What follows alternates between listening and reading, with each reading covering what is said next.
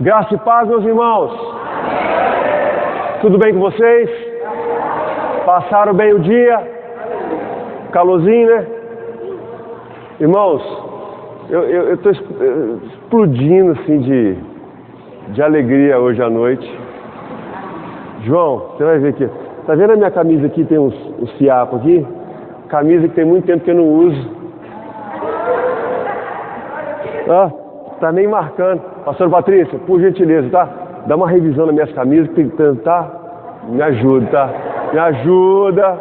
Porque aquelas que eu não uso há 2 anos, irmãos, é tão bom colocar uma blusa e servir, irmão. Bem.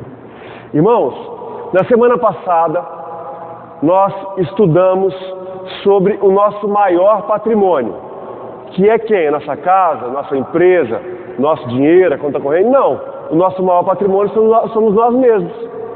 O nosso maior patrimônio somos nós. Então, na semana passada, nós estudamos que antes de conhecer todas as coisas que são importantes, nós precisamos nos conhecer. Porque não adianta querer conhecer a Deus Todo-Poderoso, Senhor dos céus e da terra, e a gente não se conhecer. E não conseguir responder algumas perguntas básicas. Por exemplo, quem eu sou, o que eu vim fazer aqui, por que eu sou do jeito que eu sou. Então, semana passada, nós estudamos, por exemplo, quais são os elementos que me tornam o que eu sou. Então, vimos que a genética, que as nossas experiências, que o nosso passado, que a nossa atitude, tudo isso condiciona um pouco do que nós somos. E sendo assim, aprendemos a ser como Deus quer que seja. E como que Deus quer que nós sejamos? Corajosos, vitoriosos, vencedores. Quem que nós somos? Filhos de Deus, um povo abençoado. Eu não sou aquilo que me disseram que eu era, eu sou aquilo que Deus disse que eu sou. Hoje, na Escola de Princípios, nós vamos estudar... Peraí. Aqui, ó. Aprendendo a superar desafios. E deixa eu fazer uma pergunta para você, objetivamente, e eu acho muito difícil você responder que não. Porque ser humano significa desafio. Quando você estava sendo feito, já tinha um desafio. Era mais ou menos, pela contagem que os biólogos fazem, cerca de 4 a 12 milhões de espermatozoides viáveis, porque tem uns outros lá que não servem para nada, mas viáveis, que você ganhou. É impressionante. Você começou sua vida numa disputa, numa corrida. E deixa eu falar, uma corrida num campo de provas e corrida de obstáculos. Porque não sei se você se lembra da biologia, quando seu pai estava namorando com sua mãe, aquele ambiente para você ser formado não era um ambiente fácil, é um ambiente ácido. Tem células que se programam no corpo feminino para destruir os espermatozoides, e você venceu no mínimo 3.999.999 outros concorrentes, no máximo quase 12 milhões. Então o que acontece? Você já foi criado por uma disputa. E deixa eu te contar uma coisa. Se você está aqui hoje à noite, se você nasceu, é que você venceu. Então, irmãos, o ser humano foi criado para desafio. Ninguém está aqui nessa terra por acaso. Ninguém está aqui hoje à noite por uma obra do acaso. Ninguém está aqui hoje à noite porque foi um erro de percurso. Ninguém está aqui hoje à noite porque meu pai e minha mãe se descuidaram. Eles podem até ter se descuidado, mas a verdade é que você já começou nas primeiras horas da sua vida, ganhando uma super batalha. Ah, pastor, mas isso é demais, né? Você nasceu. Não, bom, antes de nascer. São 9 meses se desenvolvendo. Já é uma luta. É apertado. É quente. Você não tem espaço. Você vai começando a se esticar assim, ó. É terrível. É quentinho, é gostoso. Mas aí um dia, você fica grande demais para o tamanho do ninho. E aí, por um processo biológico, o corpo da mãe te expulsa. Deixa eu te contar um negócio aqui. É que você não lembra. Graças a Deus também não lembro. A sua cabeça era assim. Teve que passar num canal assim. Para você, antes de você dar a primeira respirada, você teve que passar espremido, ó.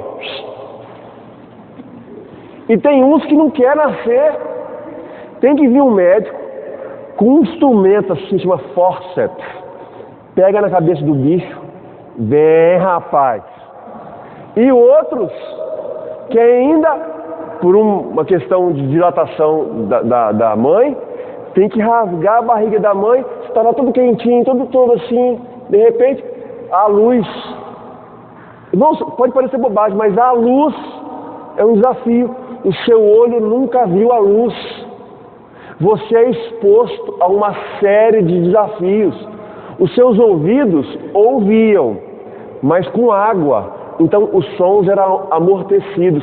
De repente, você vem para o mundo externo, claridade, som ensurdecedor, dizem os médicos, e mais, o seu pulmão está colado. Colado. Você nunca respirou. Você recebia tudo pelo cordão umbilical. De repente, se você não for sozinho, alguém te dá um tapa.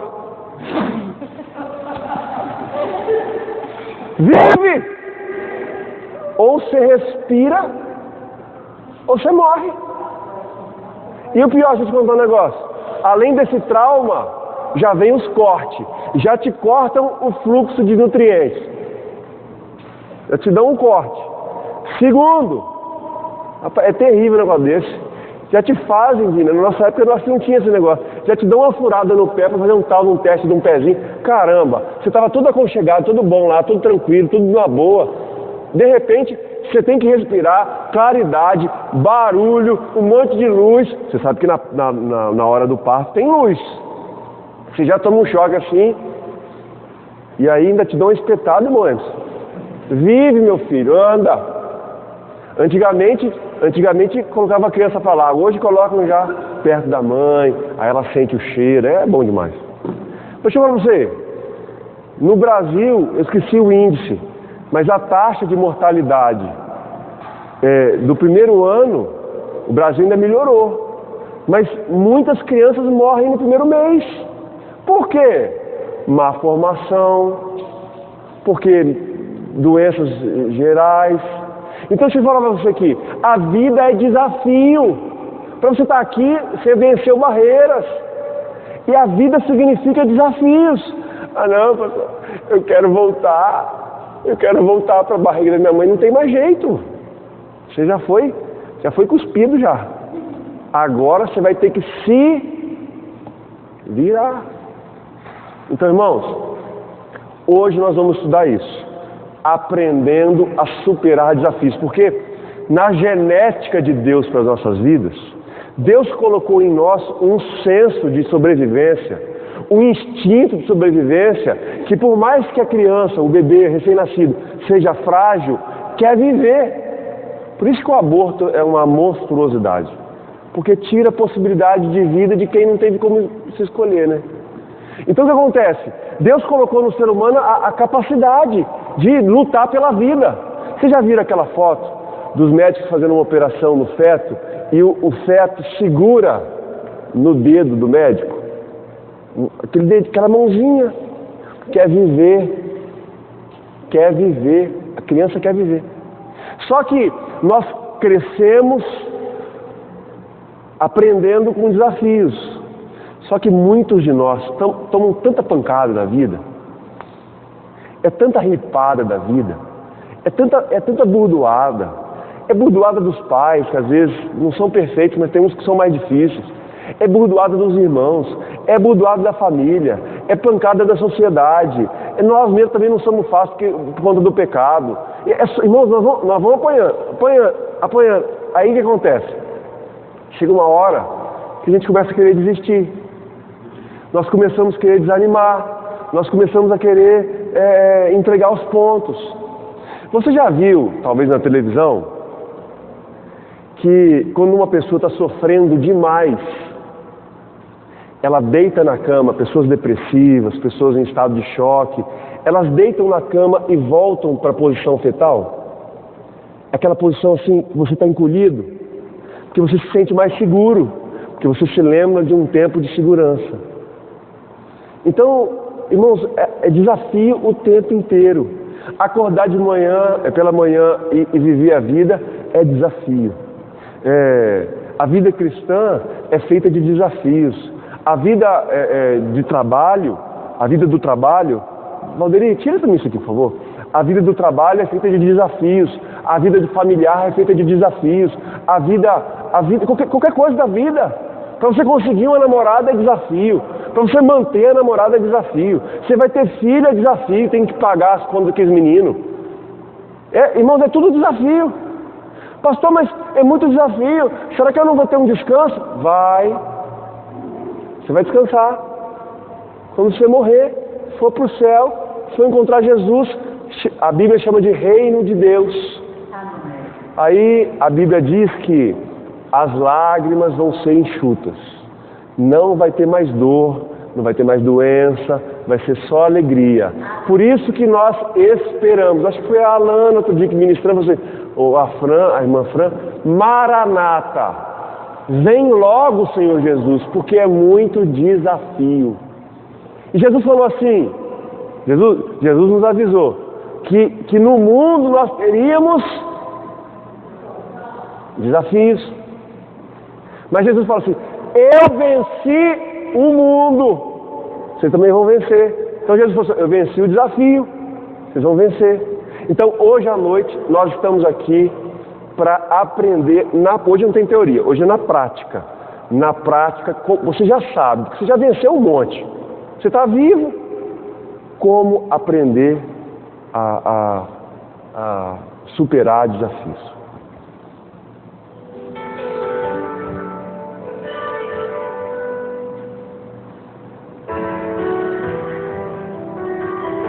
Você é o barco. Em muitos momentos da nossa vida,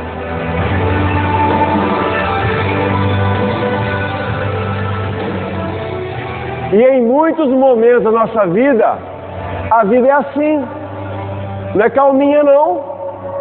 Tem onda. Ondas que podem destruir o navio. Mas se você for forte, se no seu barco Jesus estiver, vai acontecer isso aí, ó.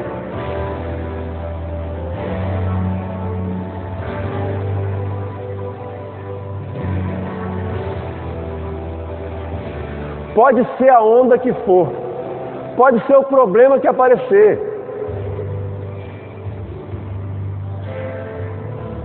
O mar pode ficar do jeito que quiser. Quando Jesus está no barco, passamos pelas ondas da vida e uma hora o mar tem que acalmar. Irmãos, eu gosto demais desse pequeno vídeo porque ele me mostra algumas coisas que são importantes. Porque qual de nós que não passa por luta? Fora as que eu já falei, nascer, viver. Qual de nós que não passa por dificuldades? Todos nós passamos. Então nós vamos começar pela palavra de Deus. Esse texto se encontra em Jonas, capítulo 1, do 1 ao 16. Essa história é batida, né? Deus manda ele para um lado. Pode acender para mim, Valderi, a luz. Acende para mim. Deus manda ele para um lado, ele vai para o outro lado. Só que no navio que ele está, tem uma grande tempestade. uma grande tempestade. E ele, o que ele fez? Ele não é bobo nem nada, foi para o porão do navio. E no porão do navio, o que aconteceu? Dormiu.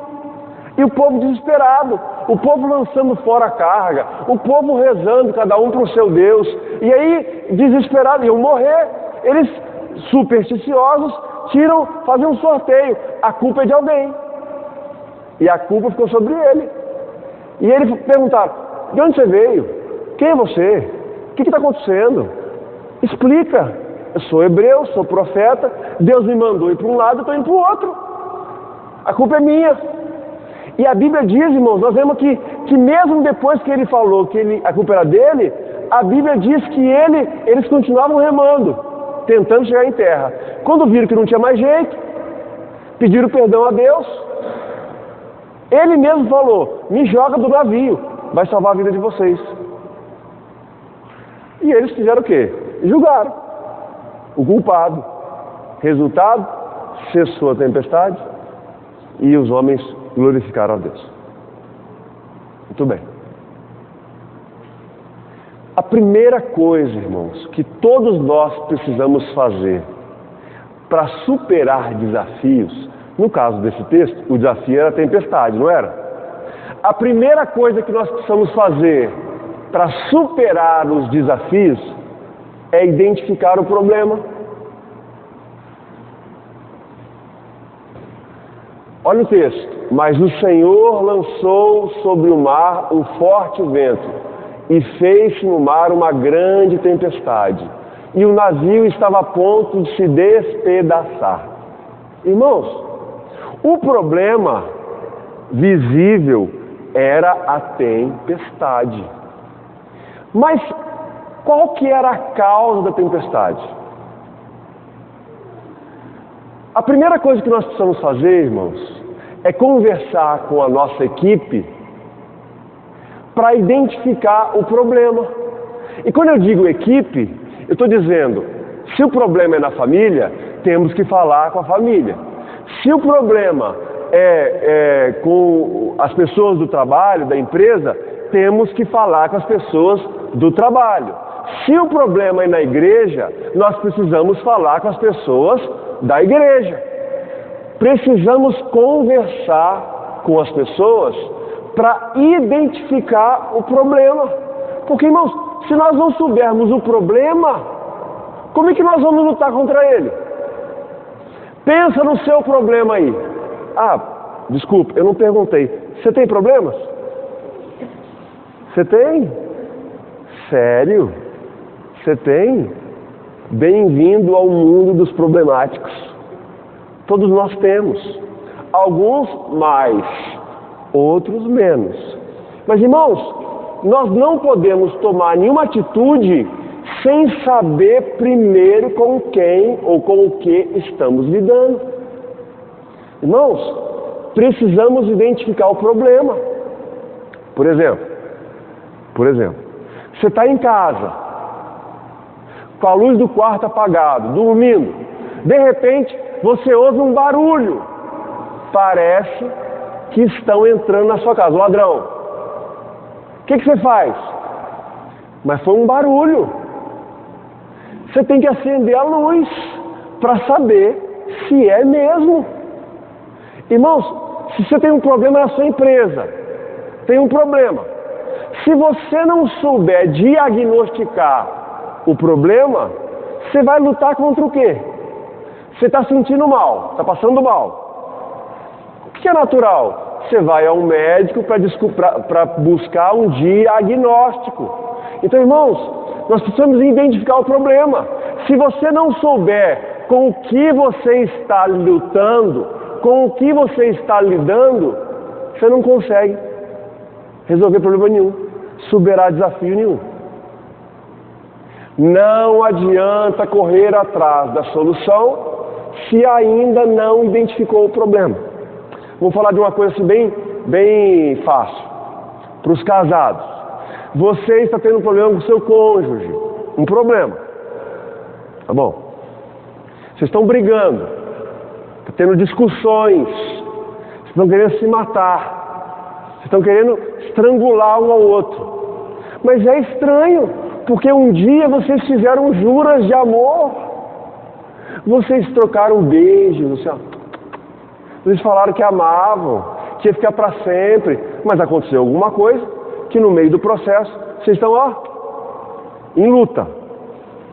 A briga é um sintoma.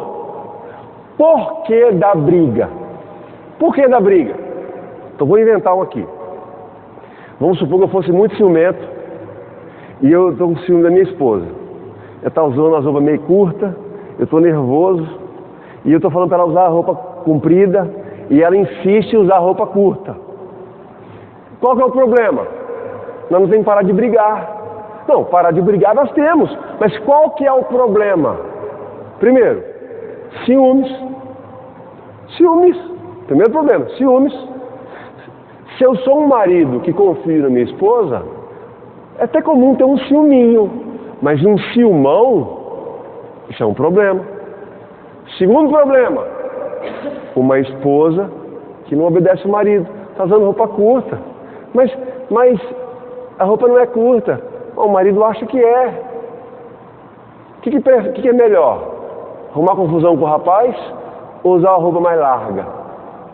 Irmão, nós temos que identificar o problema e temos que tratar o problema. Mas antes de tratar o problema, temos que descobrir o problema. Você tem um problema. Você sabe qual que ele é? Porque normalmente nós sabemos dos sintomas. Por exemplo, sintoma. Não quero vir à igreja. Não consigo orar. Eu leio a Bíblia, tenho sono. Isso é sintoma. Qual que é a origem do problema? O problema espiritual. Em que área? Por que eu estou assim? O que está acontecendo? Cada um sabe. Mas normalmente isso tem um nome. Isso se chama pecado.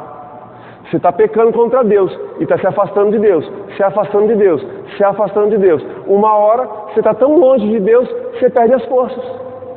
E como é que é? O que tem que descobrir? O pecado. O pecado.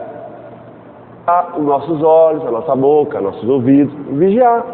Então a primeira coisa para superar desafios é identificar não os sintomas, identificar o problema, a fonte, de onde que ele vem. Não adianta correr atrás de solução se a gente não sabe nem qual é o problema. Segunda característica, o líder precisa agir. Olha o texto.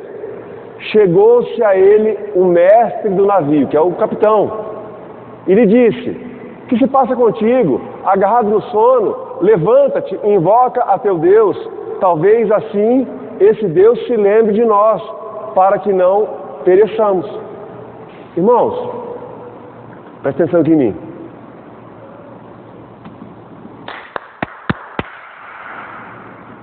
Sabe quem que é o seu primeiro líder? Você. Você é o seu líder. Você tem que se liderar. Eu preciso acordar todo dia às 6 da manhã. Eu preciso, por qualquer razão, eu preciso acordar às 6 da manhã. Então, como líder de mim mesmo, eu sei que eu preciso dormir. E sabendo que eu tenho que dormir, eu não posso dormir às 2 da manhã e ter que acordar às 6 da manhã. Posso fazer isso um dia, mas todo dia ninguém aguenta. Então eu tenho que saber, se eu tenho que acordar às 6, eu tenho que pelo menos dormir 11 horas, meia-noite. Tá, outra coisa, eu preciso colocar o relógio para despertar. Tá, ele tocou. Dá aquela vontade, é o melhor momento da cama de dormir. Mas o relógio tocou, precisa acordar. Adulto precisa se liderar. Criança não. Criança a gente lidera. Te pega pela orelha, a gente faz limpar. Agora adulto precisa se autoliderar. Irmãos, o principal líder seu é você. Se você sabe que algumas coisas são importantes e você está procrastinando, o que é isso? Falta de liderança. Irmãos, se você não está conseguindo liderar nem você mesmo, você vai liderar quem? Seus filhos, seu marido? Quem vai liderar? Ninguém.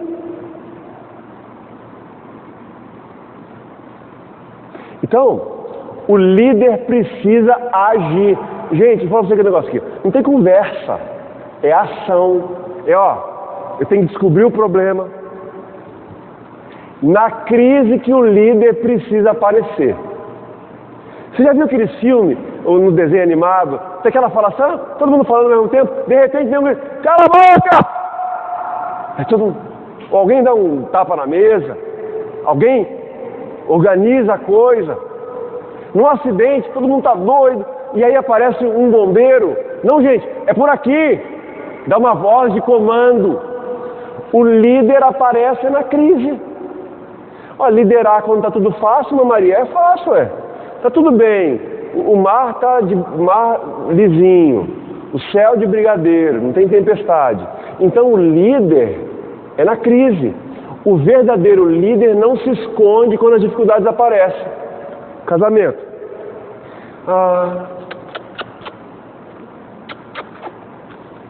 Love. Aparece a primeira crise financeira. Aí, o que os casais fazem por aí? Acabou o amor. Porque não sei se você sabe, presta atenção. Uma das coisas que mais separa casais é dinheiro. Porque o estresse financeiro deixa as pessoas atordoadas. Porque dinheiro tem a ver com prazer. Você quer comer um espetinho. Aquele desgramado, aquele marido nunca tem R$5 para pagar os espetinhos do João Brasil. Uma hora você fica com raiva dele. Fica com raiva, tem que comer um espetinho. Não é, pastor Patrícia? Não é? Pelo amor de Deus. O líder de verdade, ele aparece quando as dificuldades aparecem. Líder significa crise. Porque o líder foi feito para crise. Porque se não tivesse crise, não precisava de líder.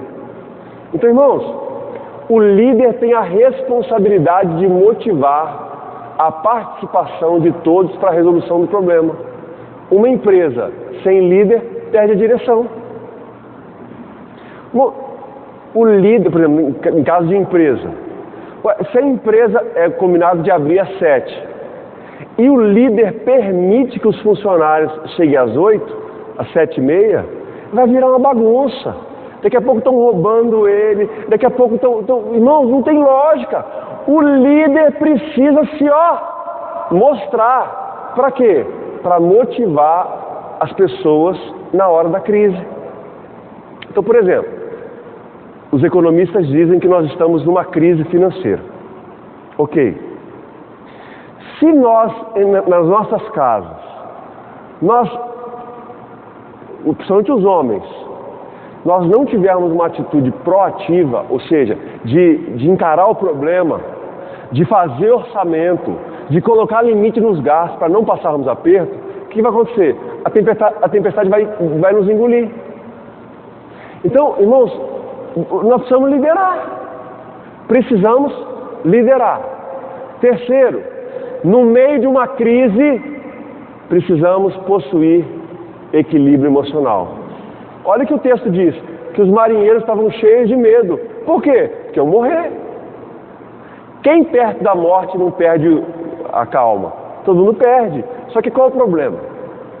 A crise tem a capacidade de desequilibrar as pessoas emocionalmente. Na crise é que você vê a estrutura emocional do sujeito, da sujeita. É na hora da crise, Valderi. É na hora do aperto. É na hora do sufoco que as pessoas tremem as pernas, ficam abalados, não aguenta, pede água. Então presta atenção. Equilíbrio emocional. Sabe o que é interessante das crises? Que elas passam. Crise passa. E vamos falar de dinheiro. O sistema financeiro é feito para fazer assim, ó. Fazer assim. São ciclos, são ondas. Momentos de fartura, momentos de crise. Momentos de fartura, momentos de crise. Por que os milionários são milionários? Fora os né? Quem trabalhou. Porque no momento da fartura, ele juntou dinheiro, para que no momento da crise, ele compre tudo barato. E aí, ele vende na hora que está mais caro. E nós somos tontos, compramos na hora que está mais caro. Você quer ver? Você reparou o preço das coisas como baixou? Se você tivesse R$1 milhão, Leandro, R$1 milhão hoje compra muito mais que se você tivesse R$1 milhão em 2012, 2011, porque estávamos... Então presta atenção, nós precisamos ter equilíbrio emocional. O que é equilíbrio emocional? Respirar fundo e saber que a crise vai passar. Irmãos, são 12 horas de escuridão e 12 horas de sol, normalmente. Não tem dor tão terrível que não vai passar. Se não passar, você morreu, resolveu. Ué, morreu, resolveu. Equilíbrio. Na tensão emocional, muitas pessoas tomam decisões erradas. As piores... Irmãos, você tem que me ouvir. Me ouçam. Não discuta com seu cônjuge se você estiver emocionalmente abalado. Você vai falar coisas que você não deve, coisas que você não sente, coisas que não é verdade. As maiores feridas são feitas no momento de tensão emocional. Você não pode tomar uma decisão no meio da... Quarto ponto. Para superar desafios, nós temos que ter espiritualidade. Olha os marinheiros, cada um clamava para o seu Deus, ou seja, todos os caminhos levam a Roma. Se é para Deus, um deles vai atender. Irmãos, não é assim não. O lugar de muitos deuses é sinal que nenhum serve. Todo mundo clamava para um Deus, só que não resolvia, porque tem um só. Só existe um. Então, irmãos, presta atenção, no meio de um desafio, já é difícil. Sem Deus, está lascado. Pastor do céu, você não acredita, minha empresa está passando uma crise. Pastor, meu casamento vai acabar. Pastor, não vou mais na igreja. Na hora da crise que você tem que se apegar com Deus. Moços, entendem isso aqui? Na hora da crise é que você tem que ajoelhar e pedir misericórdia. Agora, se revolta na hora da crise, do problema, do desafio. Não quer saber não. Quer me arrebentar? Vem aqui agora e me quebra. Ué. Irmãos, a espiritualidade na sua vida, na família, na sua igreja, na sua empresa. Vamos começar aqui, ó. Quando de manhã você acorda, você agradece a Deus? Você lembra de agradecer pela comida? Quando você vai dormir naquela cama quentinha sua lá, macia, oh Deus, obrigado que tem uma cama, não estou dormindo no chão. Estou falando sério, porque agradecer é o básico. Porque nós somos terríveis de mal agradecidos. A gente só quer. Irmãos, nós precisamos ter espiritualidade na nossa vida. Eu estava falando com uma pessoa ontem, e eu vou repetir. Principalmente para os casados, para os namorados. Não queira que o outro seja espiritual. Seja você o espiritual. Então, presta atenção. Se a Jaqueline ficar assim... Ô Dina, tem que ler a Bíblia. Ô Dina, você tem que orar. Ô Dina, você tem que ser menos pecador. Ô Dina, o que é? Rapaz, o pau vai quebrar. Você quer arrebentar a espiritualidade de uma família, é um querer, marido e mulher, querer melhorar o outro. O que você pode fazer? Você ser melhor. Porque você sabia que ninguém melhora ninguém? As pessoas só melhoram quando elas querem. E quando o Espírito Santo toca. Você é Espírito Santo? Você é o emissário do Espírito Santo para mudar alguém? As pessoas são convencidas do pecado, da justiça e do juízo pelo Espírito. Você pode dar uns toques. ô meu amor, você, poxa, você está me machucando aqui. Mas querer que o outro ore, que o outro leia a Bíblia, irmãos, cuida de você. Quer ver? Vou pegar o exemplo da Jaque aqui. A Jaque quer que o Dina seja um monge. É fácil. Quando o Dina estiver dormindo lá, roncando, cara, a Jaque fica do lado dele assim, Deus abençoe esse homem, Deus abençoe. Só tem que tomar cuidado para ele não tomar susto de noite. Irmão, você que precisa ser o espiritual. Ah, não, meu pai não é espiritual. Ué, seja você o espiritual. Na sua família, qual foi a última vez que você chamou a sua esposa, seu esposo, seus filhos para orar junto? Reunião de família, crentes e não crentes. Na hora da comida, você tem coragem? Gente, peraí, vamos agradecer a Deus pela comida? Você tem coragem, porque tem que ter coragem, né? Porque os que tomam, os que não gostam de crente, mano, não tem problema quem não gosta. É muito difícil alguém recusar uma oração. É quase impossível. Ah, cala a boca aí, não vamos orar não, quero ir pro inferno mesmo. Ninguém faz isso.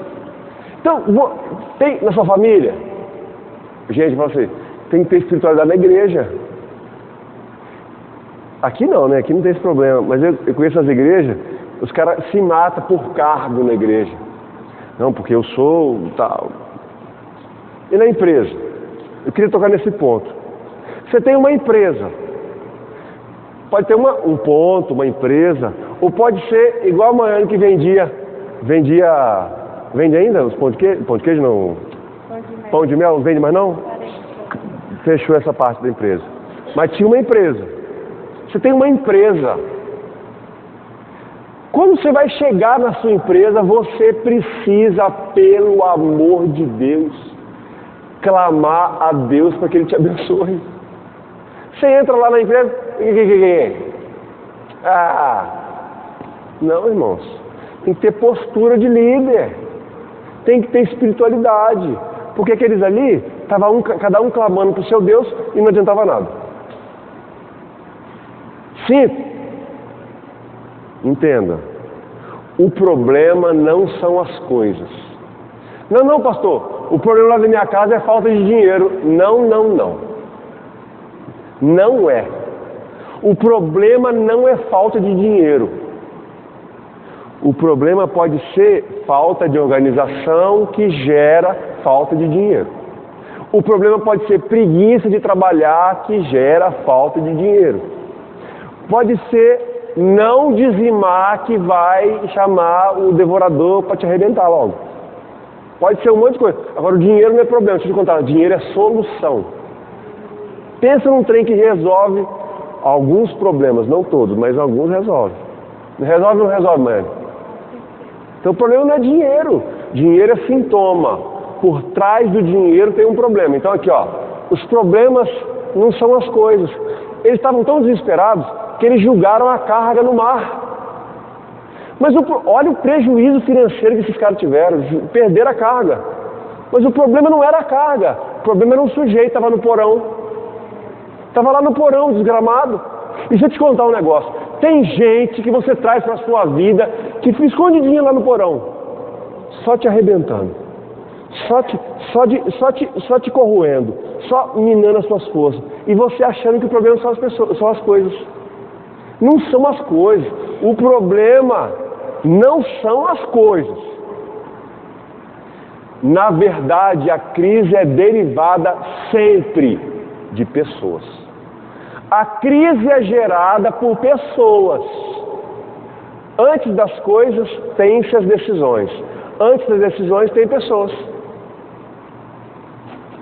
É um processo. Pessoas tomam decisões e decisões geram coisas ou falta de coisas. Então, se você começar a cavar, irmão Emerson, você vai cavando o problema. Você vai ver que tem uma coisa que vai vir de uma decisão que vai chegar numa pessoa. As coisas não são problema. 6. Se você aprender só isso aqui, se você só aprender isso aqui, já valeu. A sua vida é um barco. Às vezes na tempestade, você precisa identificar os descomprometidos. O Jonas dormia. Puxa vida, eu estou numa luta financeira, a coisa travou. Irmãos, você sabe que pastor vive pela fé. Ou seja, não tem como, não é igual a empresa que você tem uma previsão de entrada. É o dízimo das pessoas aqui, que paga a luz, a água, pela fé.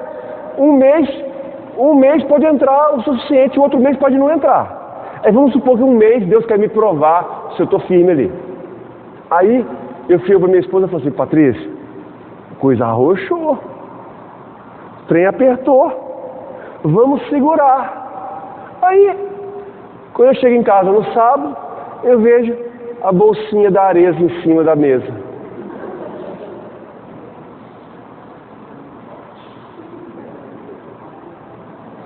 Presta atenção, eu nunca vou imaginar que é um presente, eu sempre vou achar que é pecado. Eu vou achar que ela foi lá e comprou. Imagina, vamos supor que a minha esposa, que tem assim uma síndrome de centopéia, que tem muitos sapatos, muitas pernas, ela compra um sapato na hora da crise. Irmãos, é o descomprometido. Tem funcionário seu que é descomprometido, você tem que mandar ele embora. Você já falou, gente, eu estou lutando para pagar o seu salário. Ele vai deixar a luz acesa, ele vai deixar o ar-condicionado ligado, ele vai e desperdiça as coisas. É uma pessoa descomprometida. Você sabia que tem filho seu que é descomprometido? Só que filho nós não podemos despedir. Filho, nós temos que... Existem pessoas na nossa vida que são descomprometidas e nós precisamos identificar o descomprometido. Por quê? Existem pessoas que não são comprometidas com nada quando passa pela... Ou seja, tá nem aí, rapaz. O pau está quebrando na sua vida. Você está pedindo para o povo te ajudar, os que estão no barco com você. O que eles fazem? Que se lasque. Eu entro na justiça trabalhista, eu recebo o que é meu. Se o patrão tiver para pagar, amém. E se não tiver? Aí vai piorar as coisas. Irmãos, é que a gente chama de sanguessuga. O sanguessuga é aquela pessoa que está do nosso lado, nós estamos lutando uma batalha e ele não se alia a gente. Ele não é aliado. Ele não se alia, ele não é nosso parceiro. Nós temos que descobrir quem eles são. Identificar a causa do problema. Eles lançaram sorte e descobriram que foi o Jonas. Você descobriu o problema, tem que descobrir a causa. Olha aí. Peraí, deixa eu voltar aqui. Você descobriu o problema, você se liberou, você tomou atitude, você buscou a resolução. Qual que é a causa do problema? Que não são as coisas, normalmente são as pessoas descomprometidas. Você sabia que nenhuma empresa falha à toa? Não fale. Não fale.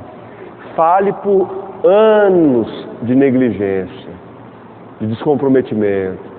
Aí vai minando, quando vê, acabou. Oitavo, estou acabando já. Não adianta esforço se não tem direção. Olha o que o texto fala, que eles começaram a remar para alcançar a terra. Eles já não sabiam que o problema era o Jonas. O que adianta remar? Irmãos, às vezes você sabe que o problema é esse, a causa é essa. Sabe, irmãos, não adianta ir fazer outra coisa. Resolve o problema, resolve a causa. Não vai gastar esforço à toa. Numa empresa, a falência de uma empresa sempre se dá por 3 causas. Ou você está comprando errado, está comprando caro. Ou você está vendendo errado, está vendendo barato. Ou você está desperdiçando no processo. É sempre por isso. Você compra errado, ou vende errado, ou está desperdiçando.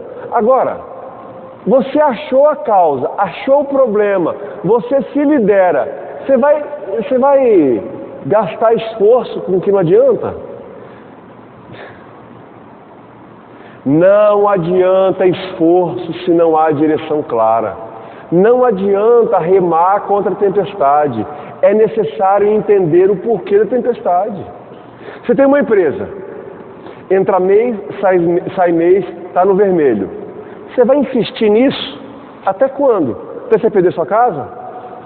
Ou você resolve o problema da empresa, ou você fecha a empresa e cessa aquela falência.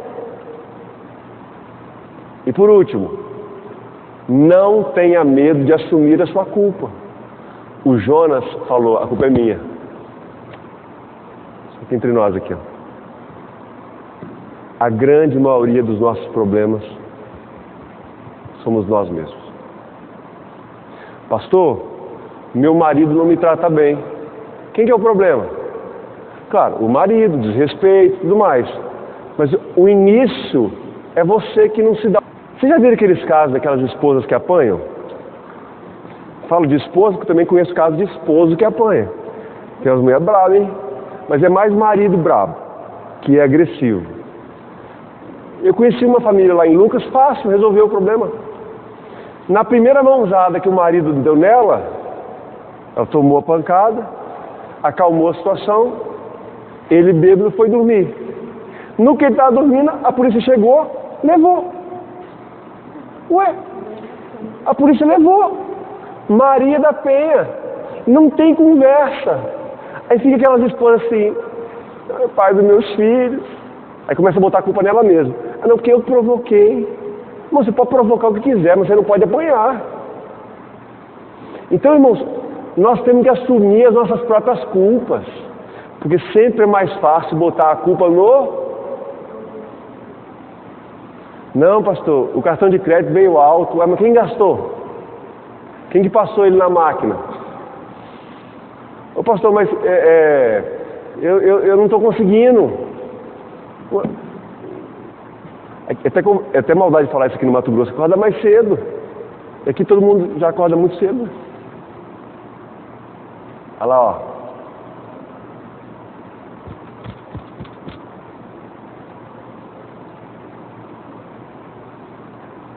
Se cada um de nós identificarmos os problemas, o problema, a causa, e entendermos que boa parte do problema somos nós mesmos, já é um ponto inicial para a resolução do problema.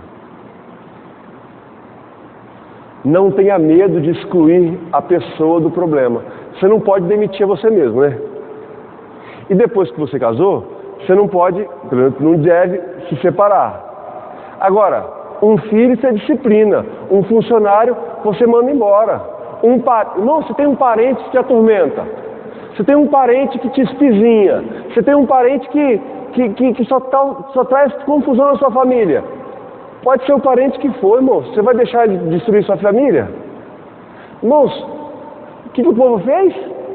Lançou o Jonas ao mar. E o que aconteceu? Acabou o problema. Eu aprendi que eu preciso me dar muito bem com os meus filhos e com a minha esposa. Se a minha mãe, se meu pai, se meu tio, se meu avô, se todo mundo se meter e começar a dar problema, entre um e outro eu fico com a minha família. Presta atenção, uma coisa é família, outra coisa é parente. Sua família é seu esposo, seus filhos. E seus parentes? O resto. O resto. Eles que são família. Agora, é claro que você não vai excluir as pessoas de qualquer jeito. Mas se você perceber que aquela pessoa não dá retorno, você vai deixar ela no seu barco para te afundar, para te matar? Às vezes, o problema da empresa, da igreja, acaba quando excluímos o causador do problema. Acaba, ué. Não, pastor, nós temos que cuidar das ovelhas. Nós não podemos abandonar ovelha nenhuma. Não fique prisioneiro de pessoas que só produzem tempestade. Vamos imaginar que o irmão Emerson é o maior dizimista da igreja. Que o irmão Emerson dá o maior dízimo. Que o irmão Emerson sustenta a igreja. Se o irmão Emerson, mesmo dizimista desse jeito, for um lobo, eu mando ele correr. Eu boto ele para correr. Estou falando sério.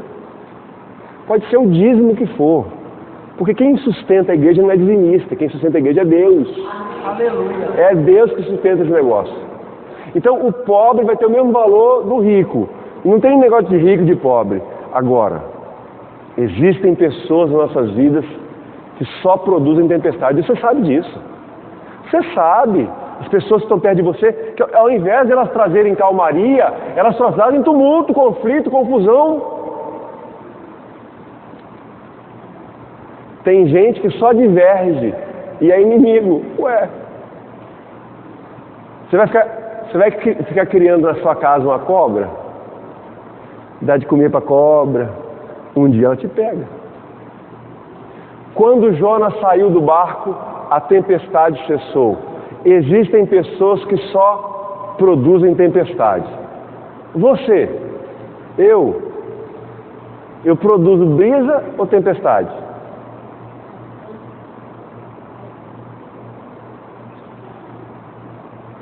Será que eu sou o meu problema? Será que eu sou o problema da vida dos outros?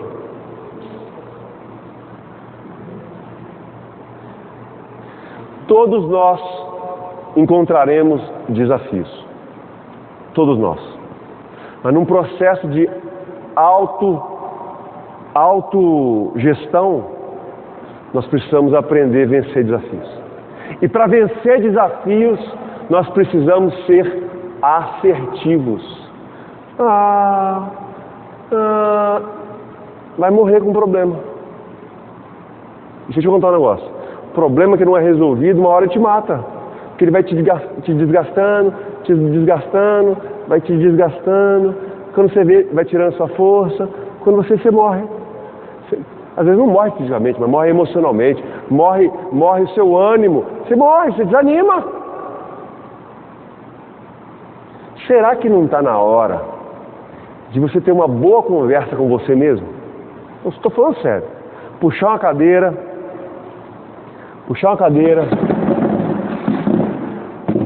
sentar você nessa cadeira e ter uma conversa com você mesmo. Talvez você precisa puxar essa cadeira para uma outra pessoa e ter uma conversa franca. Uma conversa franca. Não deixe ninguém puxar você para dentro do buraco. Porque você foi criado por Deus para superar desafios. Inspire-se, faça e principalmente mude. Mude. Não. Pau que nasce torto não se endireita. Se o Espírito Santo tocar em você, você endireita um pau torto. Porque dá uma de doido pra você ver.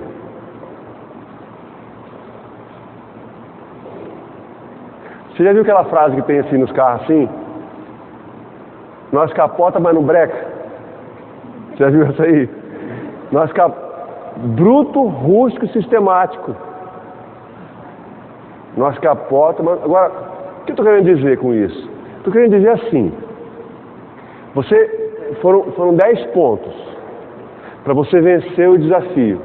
Agora você repara que no final das contas tem tudo a ver com você de novo. O processo de autogestão. Porque você pode... Tem gente que fica amiguinho do problema. Não, pastor, mas aquele negócio... Mas, rapaz, mas é só tomar essa atitude. Se tomar essa atitude, aí você resolve. Não, mas... Eu estou orando.